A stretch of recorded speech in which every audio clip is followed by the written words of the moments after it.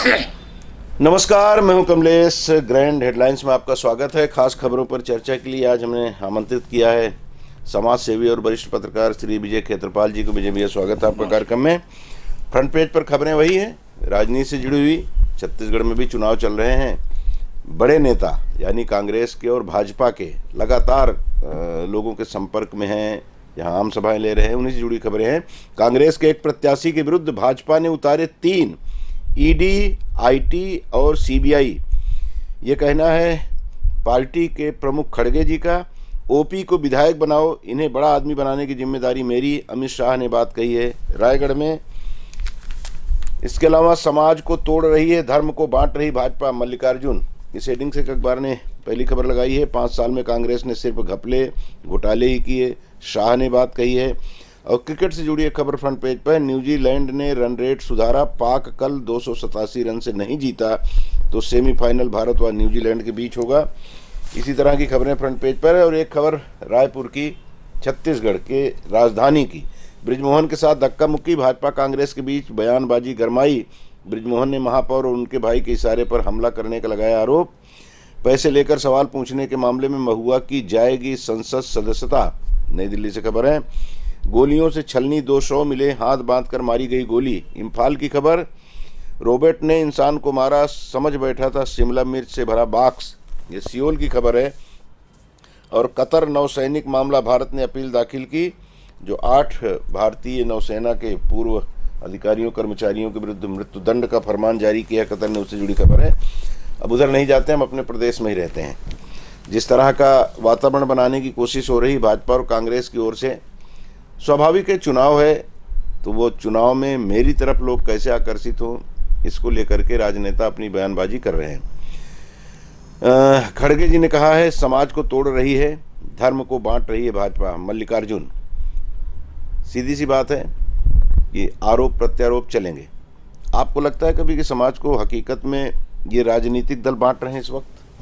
देखिए, ऐसा है कि जहाँ तक समाज को बांटने के सवाल है, यह चुनाव या चुनाव के पहले भी जी, यह तो निश्चित रूप से जब हम कैंडिडेट सेलेक्ट करते हैं, कोई भी राजनीतिक दल हो, तो वह देखता है कि उस क्षेत्र में उस समाज के कितने लोग हैं जी, उसको वो प्राथमिकता देता है। चाहे कोई भी राजनीतिक दल हो, वह इस तरीके से सामाजिक रूप से जो व्यक्ति स्थापित है, वहाँ पे समाज की संख्या, लोगों की संख्या ज़्यादा है, तो उस समाज को प्रेफरेंस देता है ताकि उनका कैंडिडेट जीत करके सामने आए जी। तो समाज का, जहाँ तक समाज का कंसिडरेशन है कि भाई उस चुनाव में, या ये सोचना है कि चुनाव को, जैसे कहा जा रहा है कि चुनाव को समाज को हम बांट रहे हैं या समाज को फ़ायदा ले रहे हैं, तो ये चीज़ें तो राजनीति का एक अंग है, मैं मानता हूँ जी। बिना उसके तो राजनीति कर ही नहीं सकते। आप अगर राजनीति कर रहे हैं तो अगर कोई ये बोले कि सब समाज को मैं एक मानता हूँ, वो बात अपनी जगह है, परंतु जो समाज की संख्या ज़्यादा है उसको उस क्षेत्र में प्राथमिकता दी जाती है ताकि हमारी पार्टी एक सदस्य को, एक एमएलए को या एमपी को या जनप्रतिनिधि को वहाँ से निर्वाचित कर सके। जी जी जी। तो समाज को तो प्रेफरेंस हर राजनीतिक दल देता है। मतलब कुल मिलाकर ये है कि सभी दल ये कर रहे हैं, सिर्फ भाजपा के ऊपर आरोप लगाना ठीक नहीं, सभी दल करते हैं। कांग्रेस, सपा, बसपा, कम्युनिस्ट, कांग्रेस पे लगाने की जरूरत है ना भाजपा पे लगाने की, सब लोग। मैं तो ये कहता हूँ कि समाज जो है वह राजनीति का एक अंग है जी, और जो राजनीति है वो समाज पर आधारित होती है, इसको आप अलग नहीं कर सकते। हाँ, शुरुआत व्यक्ति वहीं से करता है, अपने समाज से शुरू करता है, फिर धीरे धीरे उसका विस्तार होता है, तो दूसरे समाज के लोगों को अपनी तरफ आकर्षित करने की उनकी कोशिश रहती है। धर्म को बांट रही भाजपा। अब यहाँ पे एक सवाल ये उठता है कि क्या धर्म को सिर्फ भाजपा बांट रही है? क्या दूसरे लोग नहीं करते? क्या कांग्रेस, सपा, बसपा, तृणमूल, ये जो दुनिया भर के दल हैं भारत में, ये नहीं करते? क्या सभी ये भी करते हैं? मैं वही बोल रहा हूँ कि क्या हो रहा है, धर्म के आधार पर ही। देखिए, पहली बात तो ये कि जो समाज है, समाज में धर्म भी जुड़ा हुआ है जी। और मैं तो ये कहता हूँ कि एक धर्म जो है, चाहे वो कोई भी धर्म हो, और वह धर्म पक्की बात है कि वो समाज में ही रहता है, वो समाज का एक अंग है। अगर मान लीजिए एक धर्म विशेष को मानने वाले लोग, चाहे वो हिंदू हो, मुस्लिम हो, क्रिश्चियन हो, कोई जाति का हो, अगर कोई भी धर्म को मानने वाला व्यक्ति है, समाज में वो वहाँ रहता है, तो वह समाज की संख्या बढ़ती है जी। और वह भी एक भाग है। वास्तव में देखा जाए तो राजनीति समाज और ये धर्म, ये तीनों के तीनों एक दूसरे से जुड़े हुए हैं। फर्क सिर्फ इतना ही है कि कोई दल किसी समाज को या किसी धर्म को अपनी ओर से प्राथमिकता देता है, और इसीलिए क्या कहते हैं, ये कहा जाता है कि ये राजनीतिक दल फलाने धर्म का है या फलाने समाज का है जी। तो ये जो धर्म भी जो है, मैं ये मानता हूँ कि राजनीतिक, समाज और धर्म ये सब एक साथ जुड़े हुए हैं जी। ये आप इनको अलग अलग नहीं कर सकते, चाहे कोई भी दल हो। हाँ, कोई कम करता है, कोई ज्यादा करता है, और कोई एक धर्म को मानता है, कोई दूसरे धर्म को मानता है, कोई तीसरे धर्म को मानता है। तो ये अलग अलग तरीके से धर्म को बांट दिया जाता है। और शायद मेरा ऐसा कहना है कि अगर मान लीजिए एक राजनीतिक दल एक पर्टिकुलर धर्म को प्राथमिकता देता है, तो ये कहा जाता है कि इस धर्म के लिए वो काम कर रहा है, या इस धर्म का फायदा उठा रहा है, या इस धर्म के आधार पर राजनीति कर रहा है। ये शब्द आता है, इस धर्म के आधार पर राजनीति कर रहा है। इसका मतलब ये कि जो धर्म है, समाज है, वह राजनीति करने का एक आधार है जी। और आधार को आप अलग नहीं कर सकते। बिना आधार के आप राजनीति कैसे करेंगे? बिल्कुल बिल्कुल, सभी करते हैं। आरोप बस एक दूसरे के ऊपर लगाया जाता है। 5 साल में कांग्रेस ने सिर्फ घपले घोटाले ही किए। अमित शाह ने बात जांजगीर में कही, छत्तीसगढ़ प्रवास पर हैं वो, तो यहाँ भी तो वही बात होती है, घपले तो सारे करते हैं। देखिए, पहली बात कोई तो कम कोई ज्यादा नहीं, मेरे को तो कभी कभी इस बात की हंसी आती है जी कि घपले की आखिर आप परिभाषा क्या बोल रहे हैं। अगर मान लीजिए अमित शाह जी ये कहते हैं कि छत्तीसगढ़ में, अब मैं तो बड़ा स्पष्ट कह रहा हूँ कि कांग्रेस की सरकार है, और ये कांग्रेस की सरकार छत्तीसगढ़ में 5 साल से घपला कर रही है। मैं ये पूछता हूँ कि भाई साहब, अगर घपला कर रही है तो किस में कर रही है? वह फंड जो चाहे राज्य में उसका क्या कहते हैं वो जनरेट हो या केंद्र से आया हो, उसी में तो घपला कर रही है ना। तो मैं ये कहता हूँ कम से कम जो केंद्र से आए हुआ जो योजनाएं थी, उसका जो धन आया हुआ था, अगर उसमें ये 5 साल तक क्या कहते हैं गड़बड़ करते रहे, आप क्या कर रहे थे? तो आप क्या कर रहे थे भाई? इसका मतलब ये कि आप जो पैसे भेज रहे थे या जो आप योजना को यहाँ लागू कर रहे थे, उसको 5 साल तक छत्तीसगढ़ की सरकार ने क्या कहते हैं घपला किया, गड़बड़ किया, और आप आंख मूंद करके देख रहे थे, और शायद चुनाव का इंतजार कर रहे थे कि जब चुनाव आएगा तब इस बात को हम बोलेंगे। मेरा उस समय क्या कर रहे थे भाई आप? नहीं, तो ये तो कह रहे हैं ना कि कांग्रेस के एक प्रत्याशी के विरुद्ध भाजपा ने उतारे 3 ईडी, आईटी और सीबीआई। ये तो कह रहे हैं कि अपनी तरफ से पूरी कोशिश नहीं, पर आप एक चीज देखिए, सीबीआई, ईडी वगैरह जो भी है, इनकी गतिविधि कब होती है? इनकी गतिविधि जब भी चुनाव का समय आता है, या कोई ऐसी एक्टिविटी रहती है जिसमें कि एक राजनीतिक दल को फायदा मिलता है, तो उस समय इनकी एक्टिविटी बढ़ती है, और उसी क्षेत्र में बढ़ती है जी। आप ये देखिए कि जिस समय क्या कहते हैं, जिस क्षेत्र में चुनाव होता है, उसी क्षेत्र में ये ज़्यादा गतिशील होते हैं, बाकी जगह में साइलेंट होते हैं। यूपी में क्यों नहीं कर रहे? वहाँ उनकी सरकार है, वहाँ पे उनकी सरकार है, ये वहाँ पे भी कांग्रेस के लोग हैं, उनके खिलाफ क्यों नहीं कार्रवाई कर रहे आप? आप क्या कहते हैं कलकत्ता में क्यों नहीं कर रहे अभी? आप क्या कहते हैं दूसरे प्रदेशों में, मद्रास में क्यों नहीं जाके कर रहे? नहीं, कलकत्ता में तो अभी अभिषेक मुखर्जी को बुलाया नहीं, वो देखिए, अभिषेक मुखर्जी को बुलाने का बेसिक मकसद, मैं बड़ा स्पष्ट उस बारे में हूँ कि वह उस टॉपिक को चालू रखने के लिए ही बुलाया गया है जी। वो अभी कोई कार्रवाई नहीं करेंगे, वो कार्रवाई कब करेंगे? जब चुनाव आएगा। लाने के लिए कर दे अभी सिर्फ कंटिन्यू कर रहे हैं कि हाँ भैया केस चल रहा है, हाँ भैया केस चल रहा है, परंतु गतिविधि कब होगी? जिस समय वहां चुनाव होगा जी। आप ये देखिए कि जो सीबीआई हो या ईडी हो, और दूसरी बात ये कि मैं ये कहता हूं कि 2-2 साल, 4-4 साल, 5-5 साल तक केस पेंडिंग रहते हैं। आखिर अगर मान लीजिए किसी ने अपराध किया है, तो आप उस पर त्वरित कार्रवाई क्यों नहीं करते? एक फिक्स टाइम बाउंड पे क्यों नहीं करते? बार्गेनिंग की जाती है। बार्गेनिंग के अलावा उसका राजनीतिक लाभ लेने की भी प्रयास किया जाता है, और ये आरोप कांग्रेस लगाती है बीजेपी पर। तो मेरा ये मानना है कि वास्तव में अगर आपकी सरकार है, आपके आदमी है, आप कार्रवाई कर रहे हो, अच्छी बात है, आप करिए कार्रवाई, पर वो उस कार्रवाई का रिजल्ट क्या निकल रहा है? जी। आखिर क्या होता है? जितने राजनीतिक पार्टियों का होता है, आखिर इस भारतवर्ष में आप यह एनालिसिस करके देखिए कि कितने इन लोगों, इन एजेंसियों के द्वारा कितने लोगों को दंडित किया गया है। शायद 2-5% अधिकतम। और केस कितने लोगों, लाखों लोगों के अगेंस्ट में आप केस कर रहे हो, और आप कार्रवाई करते हो सिर्फ 2 आदमी के ऊपर, 3 आदमी के ऊपर, 4 आदमी के ऊपर। रिजल्ट क्या मिल रहा है आपका? इसका मतलब ये कि या तो आपकी कार्रवाई गलत है, या कार्रवाई का तरीका गलत है। जी, मंशा गलत है, मंशा गलत है आपकी। तो यह तो स्पष्ट रूप से दिखता है। भूपेश जी तो कह रहे हैं कि 17 तक अभी और छापे पड़ेंगे और कार्रवाइयां होगी क्यों? से वो पहले। चुनाव जी, के समय जी, कह रहे हैं। जी मेरा ये कहना है कि अगर मान लो कोई गलती किया तो भाई उसको सजा दो ना यार। जी कब देंगे आप? चुनाव के समय तक आप हल्ला करते हैं और चुनाव के बाद फिर साइलेंट हो जाते हैं। अब मैं बोलता हूं कि कोयला कांड जैसे छत्तीसगढ़ की बात करते हैं ये लोग, कोयला भ्रष्टाचार का आज कितने अधिकारी या नेता या जनप्रतिनिधि कह लीजिए कि जेल के अंदर हैं। मैं ये पूछता हूँ कि आज इतने महीनों से वो जेल के अंदर हैं, आपने क्या कार्रवाई की भाई? जी भाई आप, मेरे को समझ में नहीं आता कि आपने पकड़ के अंदर कर दिया और अभी आप बोल रहे हैं कि कार्रवाई चल रही। अरे भैया तो तैयारी करके तब तो उनको पकड़े होते, उनको सजा दो ना, फांसी लगा दो अगर गलती की है तो। हाँ, उनके विरुद्ध जो प्रमाण हो उसको लेकर के कोर्ट में फाइनल डायरी पेश आप करिए, ना। कुछ टाइम लिमिट करिए। डायरी पेश नहीं कर रहे हैं अभी, वही बोल रहा हूँ, अभी तो डायरी पेश नहीं हो रही है, कुछ नहीं हो रहा है। हर क्या कहते हैं, कुछ दिन के बाद में अभी जैसे बीच में हुआ आईटी का छापा पड़ गया, ईडी का छापा पड़ गया।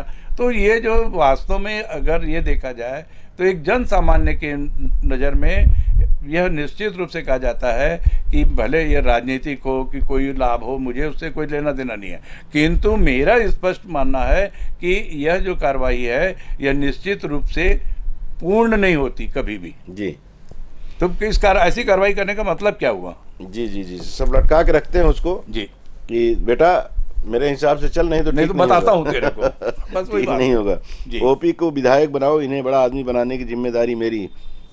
शाह रायगढ़ की ये खबर है।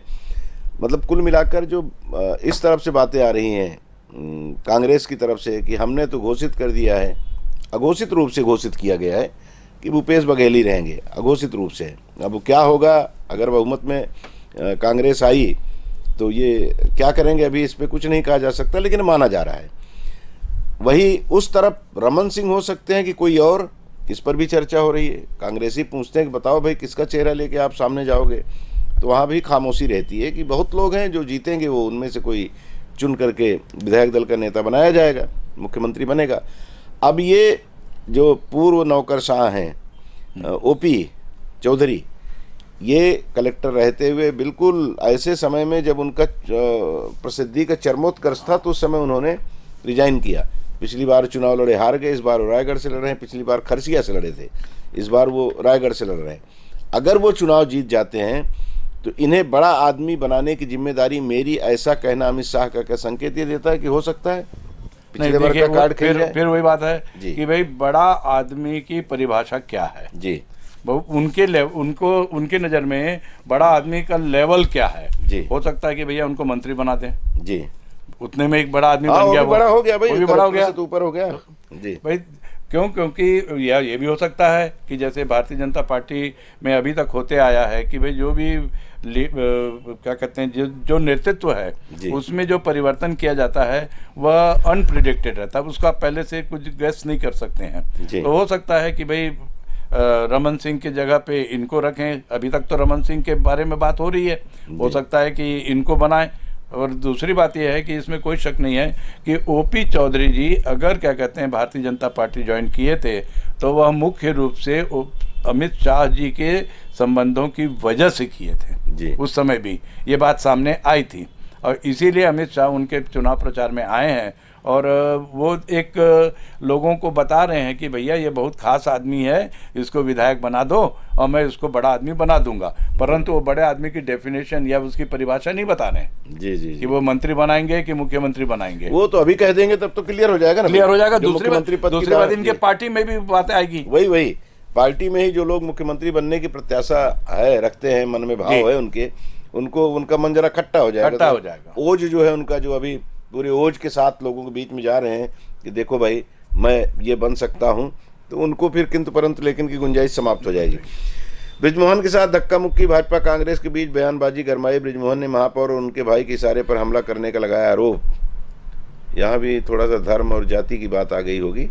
और कल जो कुछ हुआ है, मैं तो रात को ब्रेक भी किया था खबर को, और तकरीबन 10 साढ़े 10 बजे के आसपास रमन सिंह जी भी वहाँ पहुँचे और उन्होंने सब लोगों को समझाइश दी कि चुनाव उसका अभी हमारे यहाँ दीपावली का भी समय है, धनतेरस से कल, मतलब आज के लिए, और इस समय हमको ज़्यादा समय यहाँ गंवाना नहीं चाहिए। और बृजमोहन जी ने अपने बयान में तो साफ कहा था कि मुझे मारने की कोशिश की गई, मैं जाके एक मदरसे में छिप गया था, मेरी हत्या का प्रयास किया जाता, शायद मेरी हत्या कर दी जाती। इस तरह का गंभीर आरोप बृजमोहन जैसा एक कद्दावर नेता अगर लगाता है तो चर्चा तो जरूर होती है, लेकिन साथ में यह भी कह दिया जाता है कि चुनाव के वक्त नेता अपनी तरफ लोगों को आकर्षित करने के लिए कुछ भी कह देते हैं। किसी भी, सबकी बात कर रहा हूँ, बृजमोहन की नहीं, सबकी बात कर रहा हूँ।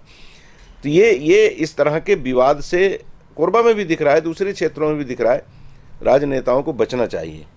देखिए, जहाँ तक इन सब घटनाओं का सवाल है, जैसे आपने विस्तृत रूप से बताया जी, वास्तव में छत्तीसगढ़ जी, अभी तक हर दृष्टि से मैं कह रहा हूँ, चाहे वो सांप्रदायिक हो, चाहे वो चुनाव हो, चाहे वो धार्मिक हो, चाहे कुछ भी हो, चाहे किसी भी धर्म की बात हो, एक बहुत शांत प्रिय टापू कह लो, शांति प्रिय प्रदेश कह लो। नक्सलवाद को छोड़ दीजिए तो इस शांति का टापू तो माना जाता है जी। और नक्सलवाद भी एक सीमित क्षेत्र के अंतर्गत ही अभी वो सक्रिय है, पुराने बस्तर के इलाके में जी, उधर है। और जो कि कभी आंध्र प्रदेश से, चूंकि वो कनेक्टेड है और आंध्र प्रदेश में ज़्यादा एक्टिविटी है, तो उसकी वजह से भी वो प्रभावित होता है जी। तो परंतु जो अभी घटनाएं हो रही हैं, चाहे वो रायपुर की हो, चाहे किसी भी क्षेत्र की हो, वास्तव में यह एक गलत संदेश है, एक गलत इंडिकेशन मिल रहा है हम लोगों को, और हम गलत दिशा की ओर बढ़ रहे हैं। अन्य प्रदेशों में, चाहे वो उत्तर प्रदेश हो चाहे अन्य प्रदेश हो, वहाँ पर चुनाव के समय आपराधिक घटनाएं बहुत ज़्यादा होती हैं, हिंसक घटनाएं बहुत ज़्यादा होती हैं। और अगर यह शुरुआत हो जाए छत्तीसगढ़ में तो बहुत मुश्किल होगा। मुझे तो ये कहना है कि चाहे कोई भी राजनीतिक दल हो, चाहे कोई भी समाज के लोग हों, चाहे कोई भी धर्म के लोग हों, कम से कम जब कोई सामाजिक कार्य होता है या जब एक सबको मिल करके जो कार्य किया जाता है ग्रुप में, तो कभी भी इस तरह की बातों को प्रोत्साहित नहीं करना चाहिए, क्योंकि अगर ये एक बार प्रोत्साहित हो गया तो बारंबार लोग आगे बढ़ेगा, कम नहीं होगा। जी। तो चाहे वो कोई भी क्षेत्र हो, इस तरह का विरोध या इस तरह की जो गतिविधि है वह निश्चित रूप से क्या कहते हैं रोकने का हमको तत्काल प्रयास करना चाहिए। और सभी राजनीतिक दल, जिसमें कोई एक दो तीन चार की बात नहीं है, सभी राजनीतिक दल को इस पर चिंतन करना चाहिए कि अगर इस क्षेत्र को हमें हिंसक घटनाओं से, आपराधिक घटनाओं से बचा के रखना है, और ख़ासकर चुनाव के समय ये जो चीज़ें होती हैं, चुनाव के समय थोड़ा ज़्यादा ही क्या कहते हैं होने लगता है। क्योंकि उस समय धन बल भी सामने आता है, बाहुबल भी सामने आता है, तो ये सब जो बल जुड़ जाते हैं, इन बल का दुरुपयोग होना बहुत संभव है। और मेरे ख्याल से यह छत्तीसगढ़ के लिए बहुत गलत शुरुआत है, और इस पे अगर तत्काल रोक नहीं लगी तो आने वाला समय छत्तीसगढ़ में कभी शांतिपूर्वक कोई भी कार्य नहीं हो पाएगा। आज चुनाव है, कल को सामाजिक कार्यक्रम होगा, परसों धर्म के कार्यक्रम बदले की भावना आएंगे सामने। जी, बिल्कुल नहीं आनी चाहिए। जी, कोरबा का भी हमने उल्लेख किया था कि कोरबा में भी जो इस तरह की घटनाएं हुई 2-3-4, गलत नहीं होना चाहिए, वो नहीं होना चाहिए, क्योंकि चुनाव के बाद हम सब फिर एक हो जाते हैं। और चुनाव तक आप 17 तक तो तनाव में रहेंगे, और 17 के बाद फिर वही एक दूसरे के खेमे में जाके बातचीत करने का जो हमारी आदि परंपरा है उसको हम करते हैं, लोगों के यहाँ आते जाते हैं सुख दुख में। लेकिन एक कल भी चर्चा के दौरान इस तरह की बात आई थी, तो मैंने कहा था हम तो उस देश में रहते हैं जहाँ राम सेतु नहीं कहें उसको, ये कहें कि रामेश्वरम में जी जब शिवलिंग की स्थापना कर रहे थे भगवान राम, तो रावण ही उनका यजमान बन के वहाँ आए थे, और उन्होंने आशीर्वाद भी दिया कि आपका जो भाव तो वही था, श्रीलंका पे विजय, रावण पे विजय। तो रावण ने उनको आशीर्वाद दे दिया था कि मैं भी ब्राह्मण के रूप में आपके पास आया हूँ, यजमान के रूप में हूँ, पुरोहित के रूप में हूँ, तो मेरा धर्म है कि आपको आशीर्वाद दूँ, मैं आपको आशीष दे रहा हूँ कि आप जो सोच करके ये भगवान शिव की स्थापना यहाँ करवाए हैं उसमें आपको उसका फल प्राप्त हो। तो हम तो उस देश के रहने वाले लोग हैं। अगर हम परंपराओं की बात करें तो हम चुनाव के समय इस तरह के आरोप प्रत्यारोप और ऐसी बात की गांठ बन जाए, वही बोल रहा मैं तो ये कहूँ कि इस तरह के हथकंडों से दूर रहना चाहिए। जी बिल्कुल। और एक वो खबर जो कहीं अंदर पृष्ठ में होगी, क्योंकि मैं फ्रंट पेज ही देखा हूँ, नीतीश कुमार की, मन होता है कि उस पर ज़रा चर्चा कर ली जाए। नीतीश कुमार की उम्र मुझे लगता है कि 75 के आसपास इस वक्त हो गई होगी, और 78। हाँ, तो अब इस उम्र में और भी राजनेता हैं, प्रधानमंत्री भी लगभग वहाँ पहुँच रहे हैं। 96 शायद अटल उनका आडवाणी जी का कल जन्मदिन उन्होंने मनाया, और आज भी उनकी वाणी से ऐसा कुछ नहीं निकलता कि जो देश में चर्चा का कारण बन जाए या ऐसी विवादित बात वो नहीं करते। अटल बिहारी वाजपेयी जी भी थे, मनमोहन सिंह जी भी लगभग उसी उम्र के हैं, बल्कि वो 80 को पार कर गए हैं। कई नेता हैं, इसी के आसपास सोनिया गांधी जी भी होंगी, बहुत नेता हैं। उन लोगों के मुंह से इस तरह की बात नहीं निकलती, तो ये नहीं कहा जा सकता कि सठिया गए हैं सारे के सारे। 60 के बाद लोग ऐसा बोल देते हैं। नीतीश कुमार जी का 2 दिन पहले जो बयान आया विधानसभा में, उन्होंने जिस तरह से चीर हरण किया महिलाओं का, और उसके बाद कल वो अपने नहीं माफ़ी तो मांगे, माफ़ी मांगने के बाद फिर वो उनका वो रूप दिखाई देने लगा।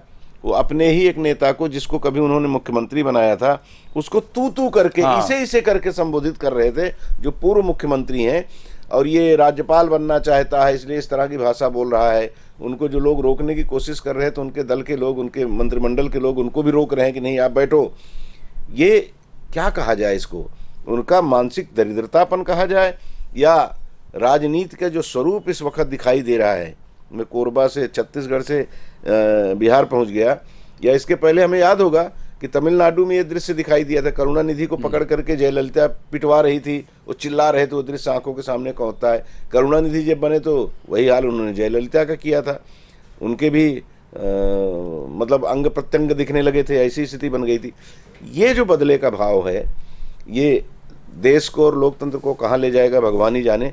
लेकिन नीतीश को क्या कहेंगे आप, नहीं, जो 20 साल का मुख्यमंत्री है, वास्तव में पढ़ा लिखा हो। नहीं, वास्तव में वही मैं कह रहा था जी, कि अभी तक इस घटना के पहले जी तक नीतीश के कभी भी क्या कहते हैं, जिसको बोलना चाहिए कि लूज लैंग्वेज या इस तरह की जो भाषा का प्रयोग उन्होंने कभी पब्लिकली, और खासकर ये विधानसभा के अंदर बैठक के दौरान कभी भी इस तरह की भाषा उन्होंने कभी प्रयोग नहीं किया।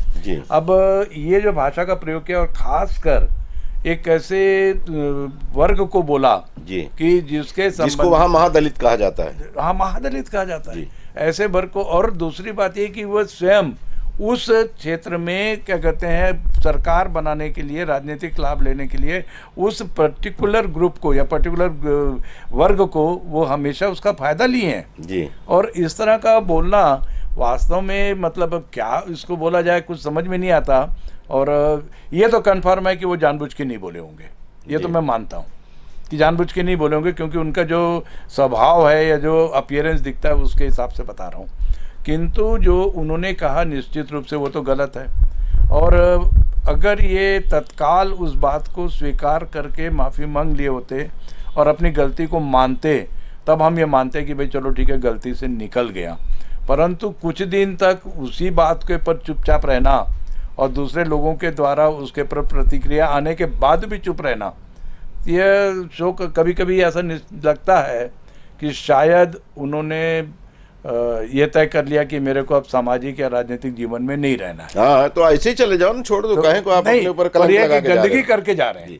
कलंक लगा के क्यों जा रहे हो? गंदगी कर, इसको गंदगी बोलूंगा मैं कि भाई वो पार्टी पे कलंक तो बहुत सिंपल वर्ड हो जाएगा, परंतु पूरी राजनीति को गंदा करके हमेशा उनका ये जो आज चाहे वो कितनी भी माफ़ी मांग ले, कुछ भी कर लें, परंतु ये रिकॉर्ड में तो आ गया जी। और यह भाषा का प्रयोग उन्होंने किया, यह सबकी जानकारी में आ गया, और ये हमेशा इसका क्या कहते हैं, हर समय इसका रेफरेंस लिया जाएगा, और अभी कई महीनों तक ये चलेगा। हाँ, अभी चलेगा। वो अभी इंडिया जो गठबंधन इनका बना है, उसके कहा जाता था कि हो सकता है कि इनकी तरफ से प्रधानमंत्री पद के दावेदार होंगे। अब आपने तो ऐसी बात कह करके अपने आप को पार्षद बनने के लायक भी नहीं छोड़ा है। दूसरी बात यह है कि कमलेश जी देखिए, इन्होंने जो इंडिया ग्रुप बना उसके ये प्रमुख रहे जी, शुरुआत इन्होंने की।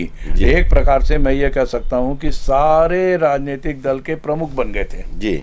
और वो व्यक्ति के द्वारा इस तरह बोलना, या तो ये है कि एक चीज़ ये भी हो सकता है कि ठीक है यार, मेरे को तो कुछ बना नहीं रहे, मैं तो कुछ बन नहीं पाऊंगा, तो पूरा गंदगी करो और चलो जी, ये भी हो सकता है। हाँ, ये भी हो सकता है उनके दिल में कि भाई आदमी फ्रस्ट्रेटेड होता है, जिसको बोलते हैं ना कि भाई एकदम परेशान हो गया, यार मेरे को कोई पूछ ही नहीं रहा, मैं इतना मेहनत कर रहा हूँ, इतना बोल रहा हूँ, सबको समझा रहा हूँ और सबको एक कर रहा हूँ, परंतु मेरी कोई वैल्यू नहीं है, कोई मेरे को गिनती पे भी नहीं ला रहा है। जी, मुझे नहीं लगता कि उनका जो दोनों बयान को अगर आप देखें, विधानसभा में जो उन्होंने दिया, पहले वो लड़कियों के मामले में जो उन्होंने कहा और उसके बाद फिर माझी के बारे में जो कहा, तो पहले दिन तो मजे ले करके बोल रहे थे, उनको सुनिएगा आप उसको, हालांकि सुनने लायक नहीं है वो, लेकिन उसको देखिए मजे ले लेकर के बोल रहे थे, इशारे कर करके बोल रहे थे, और दूसरे दिन आक्रोशित होकर के भी इशारा कर रहे थे। मैं वही बोल रहा हूँ, इसीलिए मुझे ऐसा लगता है कि उन्होंने ये तय कर लिया कि मुझे अब राजनीति को अलग हो जाना। दुर्योधन की तरह पूरे खानदान को खत्म करके ही गंदगी फैलाओ और जाओ। जी, और किसी को छोड़ो ही मत इस लायक की वो चाहे, क्योंकि उनकी गंदगी, उनकी फैलाई गई गंदगी का नुकसान इंडिया जो ग्रुप बना हुआ है वह अगर कंटिन्यू करता है तो उसके लिए बहुत नुकसानदेह रहेगा, और हर समय रहेगा, आने वाले लोकसभा चुनाव में भी रहेगा। लोकसभा में जो नेता कांग्रेस पार्टी के नेता हैं संसदीय दल के, वो तो सीधे सीधा कह रहे थे कि ये तो बिहार में चलता है ऐसा। भाई देखिए, मुझे उस संस्था, मुझे उस ग्रुप में रहना है तो मैं तो बोलूँगा, तो प्रोटेक्ट करूँगा इनडायरेक्ट। हालांकि उन्होंने जब माफ़ी मांगी नीतीश ने, तो उन्होंने ये कहा कि आप लोग को भी शर्म आनी चाहिए। जी, उन्होंने बाकी जो लोग हैं उनको भी बोला, अटैक किया जी, जो लोग वहाँ बैठे हुए थे संसद में, विधानसभा में जी, वहाँ पे भी उन्होंने बोला, उनको तक, जो दूसरे अपोजिशन के लोग थे उनको भी उन्होंने अटैक किया। जी, सीधी सी बात है। अब चुनाव का समय 2024 में लोकसभा का भी चुनाव होना है, बड़ी परीक्षा है सारे दलों की। उस समय नीतीश कुमार का ये कहना कहीं न कहीं बहुत नुकसान देगा, बहुत नुकसानदायक है, और उसका पूरा लाभ भारतीय जनता पार्टी। कल स्मृति ईरानी ऐसे चीख रही थी कि लग रहा था कि व्यक्तिगत तौर पर उन्हीं को बोला गया हो। पूरे दुनिया में जितनी नारियां हैं उनका सबका मोदी जी भी कम नहीं बोले। हाँ, मोदी जी भी अपना उसका आनंद ले रहे हैं। तो ये कुल मिलाकर राजनीति करने वालों को एक मौका मिल गया है, विशेष करके इनका विरोध करने वालों को। चलिए, आज धनतेरस, उस पर हम चर्चा करेंगे, लेकिन कुछ और खबरें कुछ खास नहीं है। लेकिन अब यह है कि अखबार भरना है, हम लोगों को अपना टाइम 1 घंटे का पूरा करना होता, तो कुछ भी लाओ लगा दो, क्योंकि खबर नहीं है तो कुछ न कुछ तो लगाना पड़ेगा। तो वैसे ये सिंचाई के लिए 5 महीने पानी देने के बाद नहरों के गेट बंद, लाइनिंग टूटी, चुनाव के बाद होगी मरम्मत। इस हेडिंग से अखबार ने पहली खबर लगाई है। पंचायतों में 12 रेत घाट चिन्हित पर अब तक नहीं खुले, ट्रेनिंग में नहीं आए 1500 सरकारी कर्मी को नोटिस। 2 विधानसभा क्षेत्रों में 247 बुजुर्ग व दिव्यांग आज गोपनीयता बरतते हुए देंगे वोट। 40 कंपनी की थी डिमांड, 31 कंपनी जिले में देगी आमद, चप्पे चप्पे में रहेगी निगरानी। शुक्रवार तक सभी कंपनी जिले में देगी दस्तक। एक अखबार की पहली खबर चुनाव से ही जुड़ी हुई है। हत्या के मामले में आरोपी को आजीवन कारावास। कांग्रेस गरीबों के लिए लड़ती है, भाजपा अमीरों के लिए। कल मल्लिकार्जुन खड़गे जी कोरबा प्रवास पर थे, उन्होंने ये बात कही है। और इसके अलावा धनतेरस से जुड़ी हुई खबरें क्या हैं? खाली विज्ञापन है। आपसे बात करने के पहले जो अखबार 3-4 मेरे पास थे, उसमें से उसको छाट के सबको किनारे क्यों, खाली विज्ञापन ही है। लेकिन चलो, मलाई काटने का समय कुछ समय रहता है, तो उसका आनंद सभी लेते हैं, और ये भी ले रहे हैं। रेत घाट की खबर, ये हमसे आपसे जुड़ी हुई है। जो भी व्यक्ति निर्माण कराता है उसको रेत की ज़रूरत पड़ती है, और रेत के कारोबार में किस तरह से आज की तारीख में बेईमानी की जा रही है, ये हमसे आपसे किसी से छिपा नहीं है। रेत घाट आवंटित नहीं किए गए तो रेत आती कहाँ से है? जब रेत घाट आवंटित नहीं है तो उसकी रॉयल्टी का कोई मतलब ही नहीं, जो सरकार के खाते में थोड़ा बहुत पैसा आता है।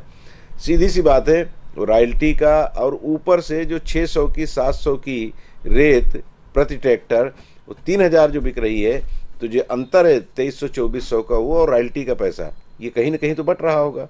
जो ढो रहे हैं वो, जो इसके लिए रोकथाम के लिए जिम्मेदार हैं वो, और उन लोगों के लिए जो इसको हाईलाइट करने का काम करते हैं, उसमें हम लोग शामिल हैं।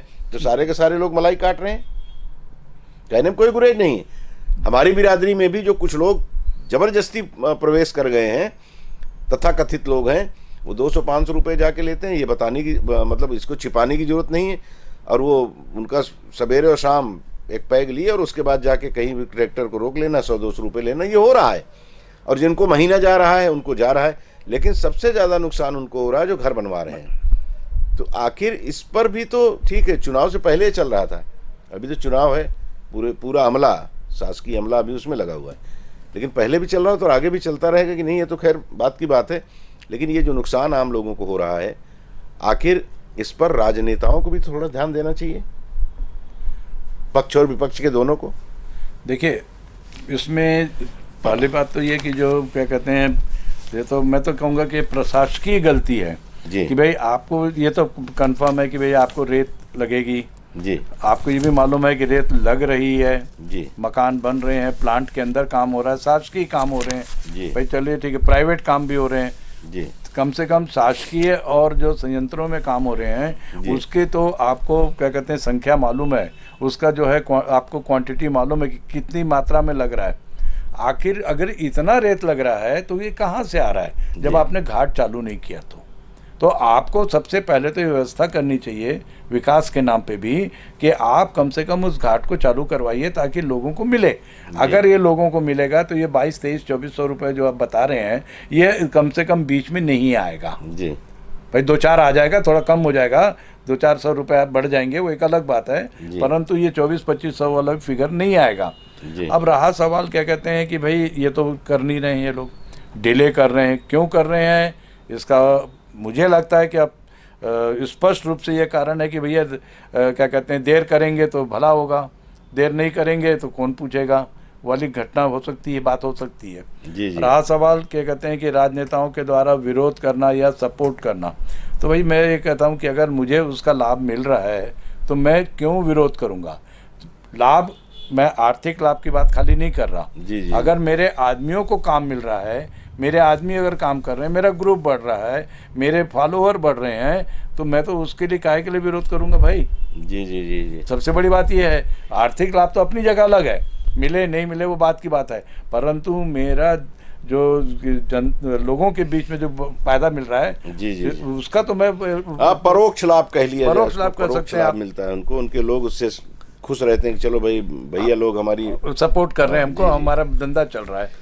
तो ये जो चीज़ें हैं तो मैं ये मानता हूँ कि इसमें प्रशासन को ध्यान दे करके तत्काल चालू करना चाहिए। बिल्कुल बिल्कुल चालू करना चाहिए। और मैं तो ये जो चोरी के काम में रत हैं जो लोग, उन चोरों से भी आग्रह करता हूँ, रेत चोरों से, डकैतों से भी, कि आपके पास ये मोबाइल लेके जाके जो शूट करते हैं, बोलते हैं मैं फलाने पोर्टल से आया हूँ, उनकी भी आवाज़ को रिकॉर्ड करके मुझे भेजो, क्योंकि अगर आप चोरी कर रहे हो तो वो महाचोर हैं जो आपके साथ इस तरह का व्यवहार कर रहे हैं और आपसे कुछ अपना हिस्सा मांगते हैं।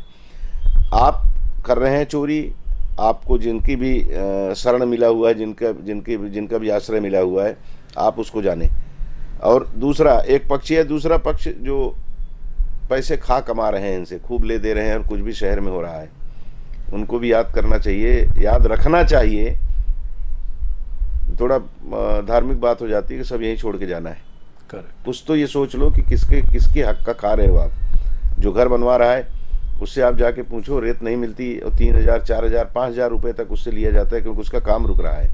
उसके ऊपर क्या गुजरती होगी, उसकी जो बद्दुआ निकलती होगी, क्योंकि उसका आर्थिक ढांचा गड़बड़ाता है, उसका बजट बिगड़ता है। तो उसके बारे में भी ज़रा विचार करने की ज़रूरत है। चलिए, बहुत गाली दे दी, अब धनतेरस है तो आज आपको सबको बधाई। और धनतेरस के दिन एक खबर किसी अखबार में मैं देख रहा था कि 4000 करोड़ धनतेरस पर आज बरसेगा धन, 4000 करोड़ के कारोबार का अनुमान। तो खैर, तो ये पूरे प्रदेश की बात एक अखबार ने आकलित की है। कोरबा में बाजार सजा हुआ है और हर व्यक्ति की ये ख्वाहिश होती है कि आज कुछ न कुछ वो ले ले। लेकिन मैं किसी का सवेरे सुन रहा था, ऐसे अचानक रील जो काट के डालते हैं ना उसमें, तो उसमें सुना किसी एक महात्मा जी का, उन्होंने कहा कि धनतेरस के दिन हम लोग जा कर के थोड़ा पीतल का, थोड़ा चांदी का, थोड़ा सोने का कुछ न कुछ ले आते हैं, जबकि ये दिन, ये मूर्खतापूर्ण बातें हैं। इस दिन सबसे ज़्यादा महत्व होता है कि आयुर्वेद के जनक धन्वंतरी जी का जन्मदिन है और अमृत कलश लेकर के समुद्र मंथन के समय वो पैदा हुए थे, वो आए थे, प्रकट हुए थे। तो उसके बारे में चर्चा करना और अपनी संस्कृति पर गर्व करना कि आयुर्वेद के हम जनक हैं। आयुर्वेद जो बड़ी पुरानी चिकित्सा पद्धति है और आज भी ये माना जाता है कि एलोपैथिक तत्काल आराम तो दे देती है, लेकिन रोग को समूल नष्ट करने की अगर किसी में क्षमता है तो आयुर्वेद में है। ये भी समझने की जरूरत है आज के दिन लोगों को। बिल्कुल सही है।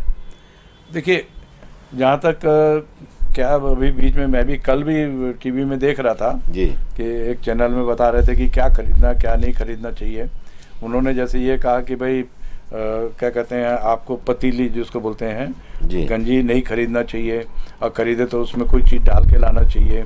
किसी ने, उन्होंने बोला कि भाई वो झाड़ू जो है वह क्या कहते हैं लक्ष्मी जी के लिए शुभ माना जाता है, इसलिए झाड़ू खरीदना चाहिए। जबकि मेरे तो कोई अशुभ बोला होगा कि झाड़ू लगाओगे लक्ष्मी बाहर भी निकल एक जाती ने है। कहा कि भाई आप वो चप्पल खरीदिए, पादुका खरीदिए, जी। मतलब इस टाइप की चीज, जो कि वास्तव में पादुका, झाड़ू ये सब कोई नहीं खरीदता। और उसने ये भी कहा कि सोना चांदी आप लीजिए, बाकी लोहा और ये सब मत लीजिए, जी मतलब स्टील लोहा ये सब नहीं खरीदना चाहिए। जी भैया आजकल तो स्टील और लोहा का ही जमाना है। जी। अब कौन क्या कहते हैं आज के समय में कांसे का बर्तन खरीद रहा है, नहीं। वो गया समय। तो कई चीज़ें ऐसी हैं जो उन्होंने काट भी बताया कि ऐसा करो वैसा करो। तो खैर एनीवे वो तो अपनी अलग जगह है, परंतु ये सच है क्या कहते हैं कि जब हम बचपन से एक चीज़ देखते आए, तो हमारे परिवार के बीच में भी ये रहा, हमारे बुजुर्गों ने भी ये काम किया कि धनतेरस के दिन जा करके लक्ष्मी जी के नाम पे कुछ धन लेके आओ। पर सवाल उठता है कि ये भी कहा जाता है कि धनतेरस के दिन धन नहीं देना चाहिए। जी। तो भाई जब आप धन नहीं दोगे तो सामने वाला सामान उधारी कैसे- थोड़े देगा। उधारी थोड़े देगा या मुफ्त पे थोड़ी देगा। जी। तो इस टाइप की मान्यता है, जो जितना माने। मेरा तो ये कहना है कि जो जितना माने उतना रहता है। दूसरी बात ये रहती है कि जो सरकारी नौकरी पे हैं या जो प्राइवेट भी हैं, कई जगह पे क्या कहते हैं बोनस मिलता है, जी। उस बोनस की अतिरिक्त राशि जो आती है जी। उससे भी लोगों को लगता है कि चलो भाई इस धनतेरस में ये कुछ लेने- खरीद लिया जाए। कुछ खरीद लिया जाए। जी। कुछ लोग मकान खरीदते हैं, कोई ज़मीन खरीदता है, कोई कुछ खरीदता है। मैं कल एक बंदे से बात कर रहा था तो वो बोला कि नहीं कल धनतेरस है तो मैं सोच रहा हूँ कि ज़मीन का सौदा कर लेता हूँ। जी। तो मतलब वो धनतेरस के लिए वेट कर रहा था जी। कि मैं धनतेरस के दिन सौदा करूँगा। जी। तो अपनी अपनी मान्यता है। और पर एक चीज़ मेरा ये मानना है कमलेश जी कि आप अगर खुले मन से और साफ मन से कोई मान्यता पे कार्य करते हैं, चाहे आप लोहा खरीदो चाहे आप कुछ भी खरीदो, पर मन में साफ भावना से करते हैं तो मेरे ख्याल से वो ज़्यादा उचित फलित होता है, फलित होता है। फलित भी होता है। अब आपको धनतेरस में सिर्फ नंबर 2 के पैसे से नंबर 2 का कमा के मैं कहते हैं सोना खरीदूंगा, है ना, जी। या मान लो क्या कहते हैं भ्रष्टाचार करके मैं पैसा इकट्ठा करके धनतेरस में खरीदूंगा, जी। तो ऐसी मान्यता को लगाम देना चाहिए और इसको दूर रहना चाहिए। जी जी। असल में क्या है, ये सारी सामाजिक व्यवस्था है। हमारे बुजुर्गों ने किया होगा कि आप बाजार में जाएंगे तो हाँ। बाजार में व्यापारी जो बैठा हुआ है उसके साथ काम करने वाले लोग हैं, उनका अपना निज परिवार है, जी और उससे होने वाली आय का एक हिस्सा जो सरकार को जाता है, तो उससे जो काम होते हैं, मतलब बृहद पैमाने पे सोचा गया होगा, तब ये व्यवस्था दी गई। और आजकल तो जो आपने कहा ना कि वो जूता खरीदिए वो सब, ये तो लोग बोलते हैं मजाक में कि आप 17 चैनल खोलिए तो 22 तो आपको प्रवचन देते हुए नजर आएंगे। तो ये स्थिति तो है। तो अपने अपने ज्ञान के आधार पर वो बताते हैं। कुछ अखबार तो और चैनल तो 15 दिन पहले से ही, आज ये शुभ नक्षत्र है, हाँ। तो इस नक्षत्र में आप ये खरीदेंगे तो आपको ये लाभ होगा। मतलब कुल मिलाकर हमारा दृष्टिकोण पूरा का पूरा व्यावसायिक हो गया है। वो भी बुरा नहीं है, क्योंकि वो हमारे पास जो धन है वो बाजार में आता है तो उसके वो तरह तरह के रूपों में परिवर्तित हो जाता है और उसका लाभ कहीं ना कहीं सबको प्राप्त होता है। तो बहुत कुछ सोच करके व्यवस्था दी गई है। तो वो जो मैं धन्वंतरी जी की बात कर रहा था, वो भी हमारे जहन में रहना चाहिए। जी बिल्कुल। और यह भी हमारे जहन में रहना चाहिए कि हम जब व्यापार कोरबा में अगर हम रहते हैं, छत्तीसगढ़ में रहते हैं, जिस भी शहर में रहते हैं, उस शहर में ही हम खरीदारी करें, क्योंकि वहाँ जो व्यापारी बैठा हुआ है वो हमारे आपके भरोसे है। ये ऑनलाइन जो खरीदी शुरू हो गई है, इसको तत्काल बंद कर देना चाहिए। पाप है, बहुत बड़ा पाप है ये मान करके ऑनलाइन खरीदारी बंद कर। हमारे यहाँ तो होता है, बच्चे मंगवाते हैं तो वो पहले फ़ोन कर देते हैं कि पापा बैठे हैं, अभी मत लेना, नहीं तो तुमको भी 2 थप्पड़ मारेंगे, हमें भी मारेंगे। लेकिन फिर भी कर जाते हैं। ये सब घर में हो रहा है। नई पीढ़ी ऑनलाइन की तरफ बढ़ रही है। तो बुजुर्गों ने जो धनतेरस और इस तरह के जो त्यौहार हमको दिए हैं ना, वो व्यवस्था इसीलिए की गई थी कि जो लोग यहाँ बैठे हुए हैं वो भी हमसे संबद्ध है। अब मैं तो ये भी कहता हूँ कि अभी दुर्गा पूजा, गणेश पूजा, विश्वकर्मा पूजा, जो भी पूजा सार्वजनिक होती है उसमें हम जाते हैं लोगों से मदद लेने, तो सबसे ज्यादा इन्हीं व्यापारियों को पकड़ते हैं और ये लोग सहयोग करते हैं। उनसे आप धंधा ही अपना बंद कर लोगे, उनसे खरीद फरोख्त बंद कर लोगे, तो आपका ये सारा जो ताना बाना है ना सामाजिक, भी खंडित होता है। ऑनलाइन वाले से तो आप मांग नहीं सकते, कुछ नहीं मांग सकते। और कहाँ से देखा वो नहीं, वो भी वो नहीं तो देता। सड़ा गला आपको अच्छी चीज दिखा के जो भेज देगा, मजबूरी हो जाएगी, आपको उसको लेना पड़ेगा। लेकिन यहाँ एक तो साड़ी लेना होता है किसी महिला को, तो पूरी दुकान को लटवा देती है, और फिर उसके बाद अगर घर जाके पसंद नहीं आया तो बदलने वापस भी जाती है, और 4 टूल आने भी देगी। कि तुम तो लाइट में मुझे दिखा दिए, तो घर में जाके देखी कम लाइट में, तो वो बेचारा सुनता है उसको, लेकिन वो नहीं सुनता। करेक्ट। तो ये बातें भी हमको दिमाग में रखनी चाहिए। और एक बात जो आपने कहा कि सोना चांदी खरीदने वाली बात, कल मैंने एक खबर लगाई और अभी भी चल रही है वो, आप इस पे जरूर ध्यान दीजिएगा। मैं अपने घर में हर साल एक सिक्का लेके जाता चांदी का हूँ, सिक्का। वो पूजा करने के लिए ले जाया जाता है। पिछले 16-17 वर्षों का मेरे यहाँ था, तो वो 16-17 था, तो उसको लेके बाजार में गया, वो देखा होगा आपने, मैंने उसमें दिखाया और कहा कि भाई मैं इसको बेचना चाहता हूँ। तो ये कहा गया कि इसमें कम है, इसमें ज़्यादा है, फिर कुछ जगह उसको मशीन में भी डाल के बताया गया कितना % है, कुछ को कहा गया कि पूरा नकली है। वो सिक्के मैंने बाजार से ही खरीदे, किसी न किसी दुकान से ही खरीदे। तो वो नकली जो हमको मिले, आज जो दिख रहा है, वो सीधा सा मतलब है कि हमारे साथ धोखा किया गया। चूंकि उसमें गणेश जी का, सरस्वती जी का, लक्ष्मी जी का चित्र अंकित रहता है, इसलिए आदमी उसको बेचना नहीं चाहता। करेक्ट। और उसकी इस धार्मिक भावना का कुछ लोग लाभ उठाते हैं, सबकी बात नहीं कर रहा हूँ। कल मैंने कई जेवरात बेचने वालों से भी बात किया, उन लोगों ने भी कहा कि आप ये सड़क छाप लोगों से लोगे ना तो ऐसी ही चीज़ मिलेगी। हालांकि मैं जो लिया तो सड़क छाप से नहीं लिया था, किसी न किसी रसूखदार से ही लिया था। लेकिन चलो ठीक है, हमारे साथ हो गया। लेकिन आप अगर खरीदने जा रहे हैं तो आप इसका ख्याल रखिएगा कि आपकी धार्मिक भावनाओं का कोई दोहन तो नहीं कर रहा है। बिना जांचे हुए आज चांदी का सिक्का बहुत बिकता है, उसका जरूर आप ख्याल रखिए। बिल्कुल सही है। क्योंकि वो फिर पता लगा कि आपको कुछ का कुछ दे दिया, और फिर आपको कभी भगवान न करें कि आपको उसको बेचने की या बदलने की ज़रूरत पड़े। अगर पड़े तो फिर आपका जो ओरिजिनल है वो होना चाहिए, रेट उसका सही होना चाहिए, कुछ नहीं मिलता वो आपको मिले, ऐसा थोड़ा सा परख करके उसको लिया जाए। चलते चलते आज चूंकि धनतेरस है, बाजार में रेलम पेल शुरू हो गई सुबह से ही, शाम तक की स्थिति बहुत ख़राब हो जाती है शहर की। यातायात व्यवस्था को बनाए रखने की जिम्मेदारी हमारी और व्यवसायियों दोनों की होती है। तो कृपया बड़ी गाड़ी के साथ आप शहर के मध्य में जाने की कोशिश न करें, नहीं तो फंस जाएंगे। और व्यापारियों से भी आग्रह है कि बगल वाले से 1 फीट आगे अपना सामान रखने की जो प्रवृत्ति हमारी होती है, कोशिश ना करें। वो आधी सड़क को जो छाप लेते हैं उससे भी बचें, नहीं तो नुकसान होता है उनका भी। नहीं लगता कि इसमें नहीं एक्चुअली क्या है, देखिए सबसे पहली बात तो ये कि जो अपन ने मल्टी लेवल पार्किंग में बहुत स्पष्ट रूप से बोला, जी, क्योंकि सबसे ज़्यादा रश जो है निहारिका क्षेत्र में रहता है, और या फिर क्या कहते हैं पावर हाउस रोड में रहता है जी। पावर हाउस रोड के क्षेत्र को, रश को कम करने के लिए मल्टी लेवल पार्किंग की व्यवस्था शुरू करने का प्रयास किया गया था। मैं प्रयास ही बोलूँगा, बन के तैयार है, लेकिन हो नहीं रहा है, तो प्रयास किया गया जी। वास्तव में क्या है कमलेश जी, बाकी शहरों में मैंने देखा कि दूर से गाड़ी को खड़ा करवा दिया जाता है, बंद कर दिया जाता है, रोक दिया जाता है रादर, और वहाँ से लोग पैदल जाते हैं जी। हमारे यहाँ सबसे बड़ा प्रॉब्लम ये है कि हर आदमी ये चाहता है कि मैं बड़ी से बड़ी गाड़ी ले लूँ और उसको भीड़ में लेके जाऊं और दुकान के मुहाने पे खड़ी करूं, दुकान के बिल्कुल सामने खड़ा करूं, पैदल चलने को वो तैयार नहीं है जी। और जब तक ये प्रवृत्ति नहीं सुधरेगी तब तक यातायात के लिए चाहे पुलिस वाले कुछ भी कर लें जी, चाहे क्या कहते हैं कोई भी संस्था आगे आकर के कुछ भी कर ले, तो यह समस्या दूर नहीं होगी। सबसे बड़ी मैं तो ये मानता हूँ कि यातायात की जो समस्या है कोरबा में, खासकर त्यौहार के समय, इसके लिए सिर्फ हम ही लोग जिम्मेदार हैं। जी जी, इसमें प्रशासन को या लोगों को या किसी को दोष देना उचित नहीं है। इवन मैं बता रहा हूँ कि दुकानदार अपने घर की गाड़ी खुद ले जा करके अपने दुकान के पास खड़ा करता है। जी जी, भैया तुमको दिन भर बैठना है तो तुम मल्टी लेवल पार्किंग के क्यों नहीं यूज करते जी। आप गाड़ी को वहाँ खड़ा कर दीजिए और दिन भर आपको रहना है। आपको अगर देखेंगे आप ट्रांसपोर्ट विद्युत मंडल चौक से लेकर के ट्रांसपोर्ट नगर चौक के बीच में आप देखिएगा कि गाड़ी जो मतलब उधर से आते समय राइट हैंड साइड पे जो दुकानें हैं उनकी दुकान वालों की गाड़ियां लेफ्ट हैंड साइड पे खड़ी करके वो वहां जा रहे हैं जी। तो इसी टाइप की सोच हर एक को रखनी चाहिए।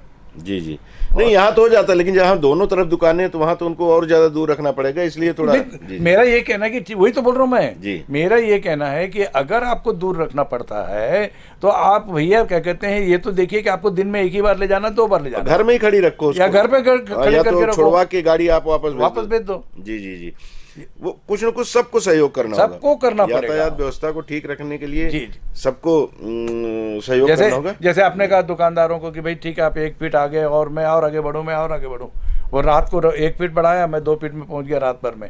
तो ये जो मेंटेलिटी है वो व्यापारियों को दूर करनी चाहिए, परंतु पब्लिक को भी इस बात का ध्यान रखना चाहिए कि भैया मैं गाड़ी लेके जा रहा हूँ तो मैं अपना क्या कहते हैं, क्या बोलना चाहिए, अपना पावर का उपयोग न करूँ। जी जी। यहाँ पर सबसे बड़ी बात है कि यहाँ के जो युवा वर्ग है उनमें बहुत ज़्यादा पावर है। हाँ, वो बताते हैं कि मैं फलाने नेता के मौसी का लड़का हूँ, बुआ का लड़का हूँ। वो तो वो जो चीजें हैं ना, वो उस पावर का दुरुपयोग जो हो रहा है उसमें भी यातायात का बहुत बड़ा फर्क पड़ रहा है।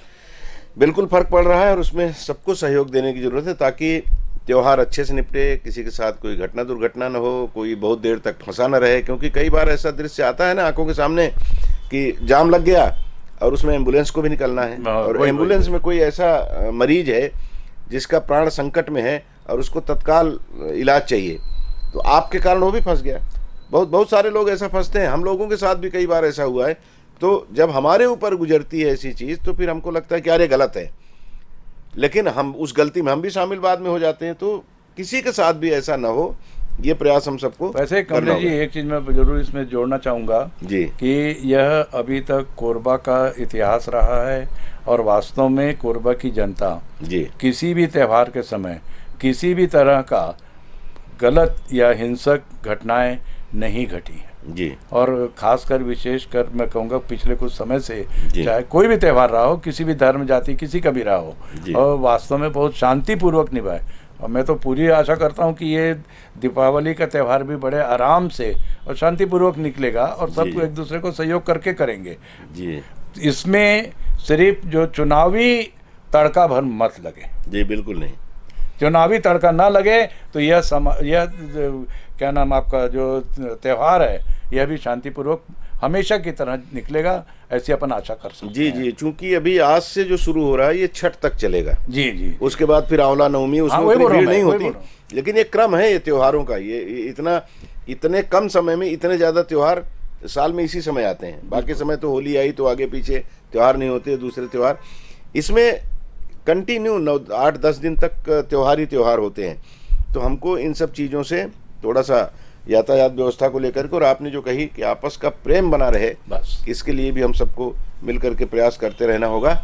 और एक अपील जो हर रोज़ हम लोग करते हैं कि वोट डालने जरूर जाइएगा। आज धनतेरस है तो आज बाज़ार में आप निकल रहे हैं ना कि कुछ खरीदना है, खरीदिए, लेकिन वो 17 को भी ध्यान रखिएगा, यानी 17 तारीख को भी, जो वो जो रस उस दिन आपको प्राप्त होगा कि आप भी इस देश के निर्माण में या लोकतंत्र को मजबूत करने में आपने जो वोट डाला है उसका जो रस आपको प्राप्त होगा, जो अनुभूति होगी, उसको अभी से आप महसूस करिए।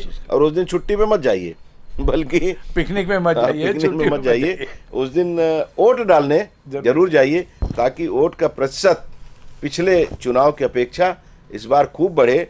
और जब खूब बढ़ेगा तो स्वाभाविक है कि हम अपनी अपनी पीठ जरूर ठोकेंगे कि देखिए हम पिछली बार नहीं गए थे, इस बार गए तो वोट प्रतिशत बढ़ गया। तो लोकतंत्र को मजबूत करने के लिए हम सबको अपने वोट का अधिकार जो हमें प्राप्त हुआ है उसका सदुपयोग अवश्य करना है। चलिए एक बार फिर से आप सबों को हमारी ओर से, विजय भैया की ओर से, पूरे ग्रैंड परिवार की ओर से, एशियन परिवार की ओर से आप सबों को धनतेरस की बहुत बहुत बधाई, शुभकामना। इसी के साथ विराम। बहुत बहुत शुक्रिया आपको कार्यक्रम देखने का, और बहुत बहुत धन्यवाद भैया, आप समय निकाले हमारे इस कार्यक्रम में शामिल होने के लिए। बहुत बहुत शुक्रिया।